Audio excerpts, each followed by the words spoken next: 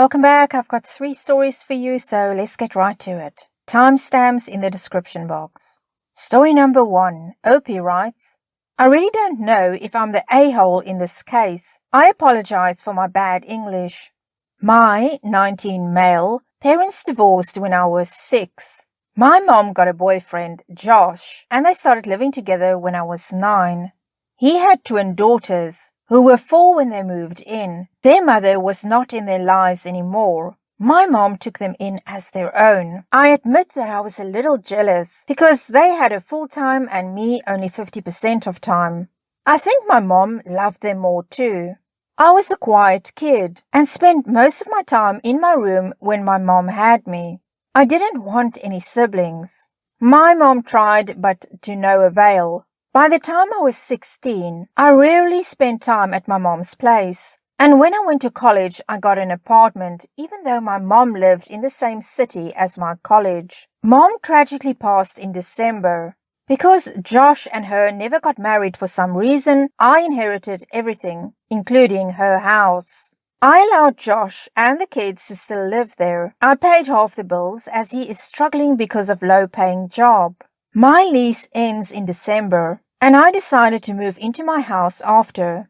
I sat down with Josh and told him I was moving in January. Since this is my house, I will take the main bedroom and he will move to my old room. He started crying how the bedroom is his safe space, and all my mom's things are there, which gives him peace. I told him he can move a few of her things to my old room. My room is a third of the bedroom. He started crying even more that he doesn't want to abandon their bedroom. I was pretty pissed at that moment, so I told him to just get out of the house then, as I don't have energy to deal with his crap. I have since cooled down, but 3 days later he sent me a message to notify me where he left the key and that they moved out. I found out they went to homeless shelter. I got messages from my mom's side of the family saying I am heartless and cruel to kick them out. How the twins lost mom and home in less than a year. Twins texted me how they can't believe their own brother made them homeless and asked me what they did wrong. My dad and his family told me I did nothing wrong. I do feel bad for them, but I still think I decide who gets what room in my house. Am I the a-hole? Edit. I will call Josh today and ask him to meet. I will try to sort things through, and I hope we will come to an agreement. Thank you everyone for opinions and suggestions. Well, Opie, it has been almost a year, and I think the thing is that maybe if you had told Josh 6 months in that in 6 months' time you're going to be moving in, give him time to prepare, that might have made a difference. That said, of course, you are entitled to live in whichever room you want in the house. I think Josh overreacted, and unfortunately the twins are also paying for it. Opie, you did say that your mother tried to get you to have a relationship with the twins, but to no avail. So I think you also really, Opie, need to take a bit of responsibility for why you were never close to the twins, why you always stayed in your room. You did have the option to get to know them, to become a part of the family, and it sounds like your mother did want you to be a part of the family. Think about it, if you're spending most of your time in the room and you're not spending time with them, and you feel that your mother loved them more than she loved you, well, you weren't participating, were you, Opie? Let's get a comment with a reply from Opie, and then we get Opie's update. Not the a-hole. You lost your mother too. I'm sorry for your loss. I hope you find peace and happiness in your future. Opie replies, It's okay, we were not close by the time she died. I went no contact after I turned 17. I resented her for not prioritizing me. I couldn't watch her loving the twins more. I will be alright. Well, we have the update from Opie, but before that I'm just going to read a comment with a reply from Opie that will clarify some things Opie mentions in his update. The real a-hole is the person who decided to sue a dead person and their grieving family. American culture creates monsters.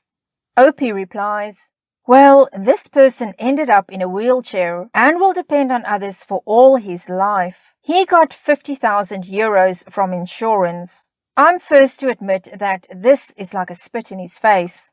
Okay, so from that comment from OP, we can tell that it was an accident that caused his mother's death and that somebody else was also severely injured.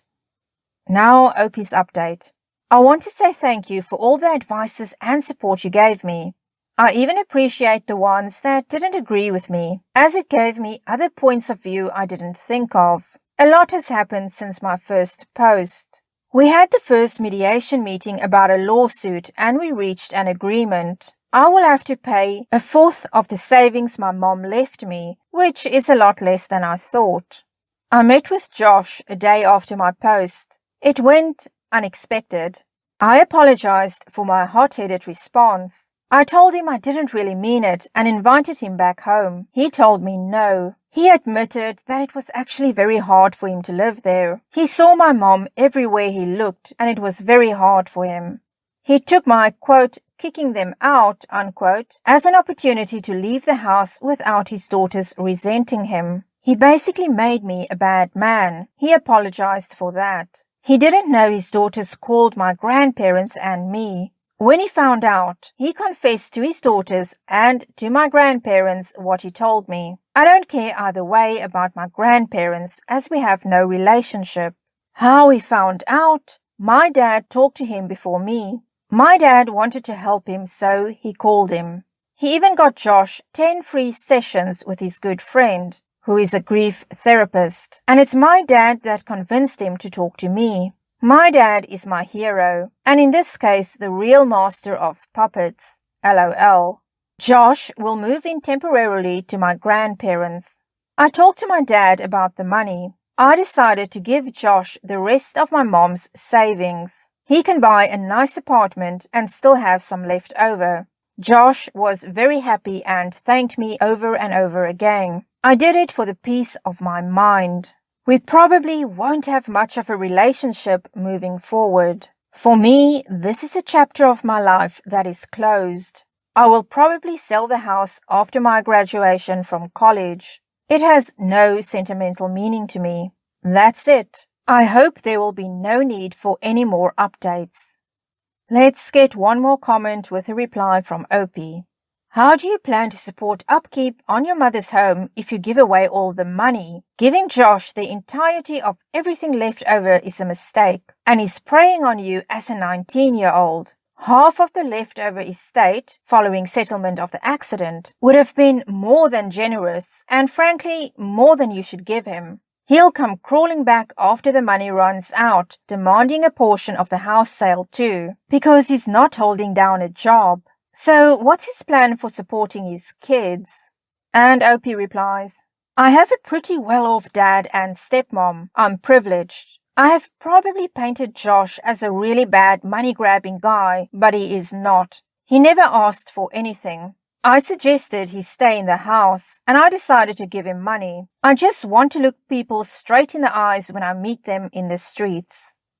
Opie, I really think you did the right thing. Your mom and Josh were together for 10 years. She was like a mother to the twins. And I don't know why he didn't inherit anything. You say it's because they were never married. So it sounds like your mother didn't have a testament, a will. But it's reasonable to assume that she would have wanted Josh to have something. So giving him the savings and you take the house and allowing him to stay in the house in the meanwhile if he wants, I think that is really a good thing. As you say, you did it for your peace of mind and that you want to close this chapter. And this is really the best way to close this chapter in your life, to not have any resentment anymore towards people who didn't do anything to you. It doesn't sound like Josh was ever a bad guy towards you, or that the twins have bad feelings towards you. So I really do applaud you, Opie, for looking past the hurt feelings that you clearly still have and doing what I believe is the right thing and the thing that you can live with.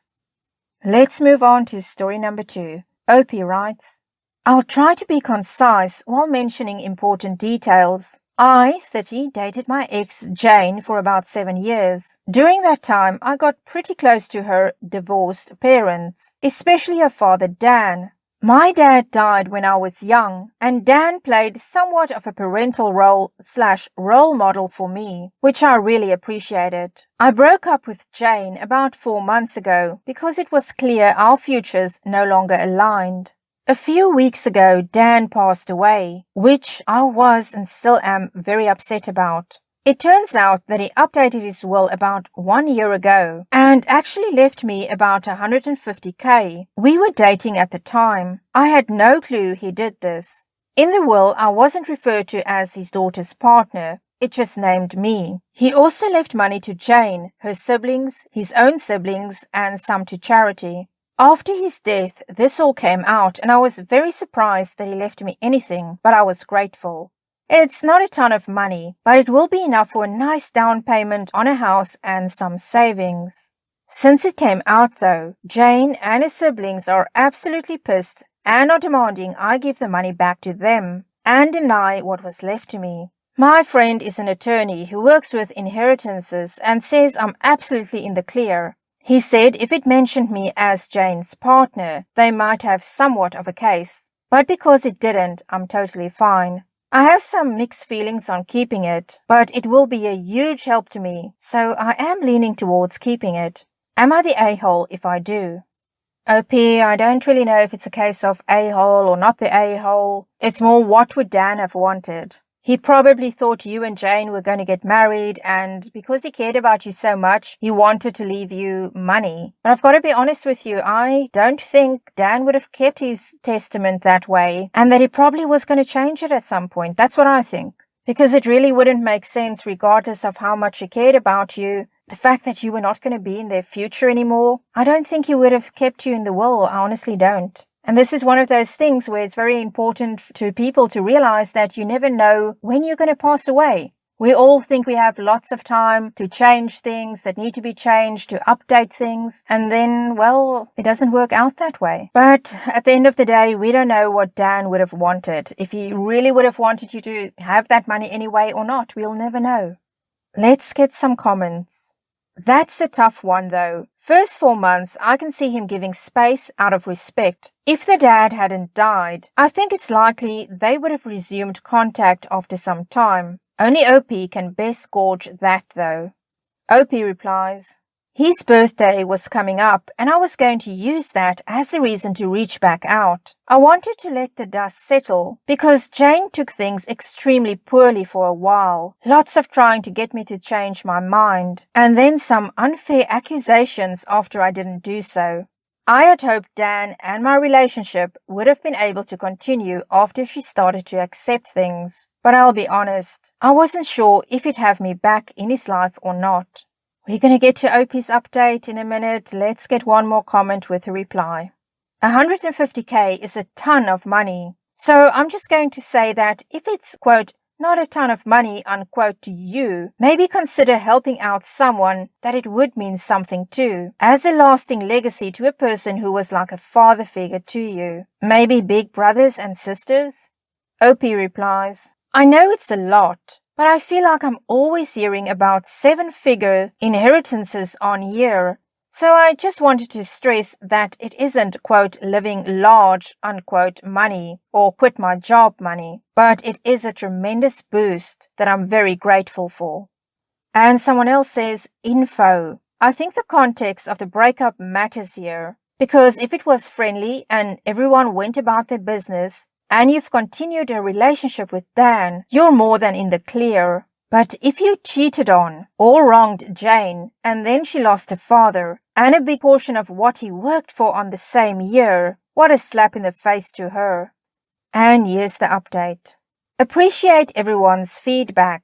I feel better about my decision to keep the gift. I apologize to anyone who was offended by me calling it, quote, not a ton of money, unquote. I just meant that it's not enough to retire on or live large. I am extremely grateful for it. To answer a common question, no, I never cheated on Jane. We were not engaged, and there are no children involved. About 3 months had passed between our breakup and his death. We had not connected in that time because I wanted time for everyone to cool off. I was hoping to reach out soon. His birthday was last week, and pre-death, that's when I was going to reach out and wish him a happy birthday and hopefully catch up. I was never expecting any inheritance from him, but I'm very grateful. I'm going to log out of this throwaway account now. God bless and thank you all again.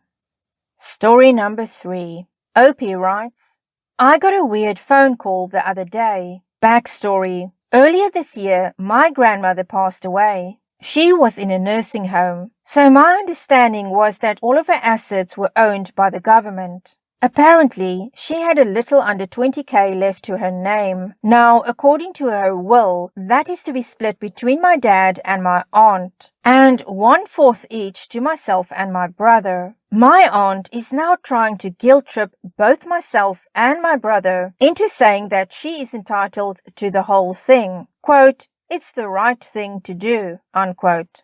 I know money can complicate things with family, but my relationship with her is distant at best. She never sends us a holiday card, no text unless a relative dies, and not even so much as a card saying congrats when my wife gave birth earlier this year.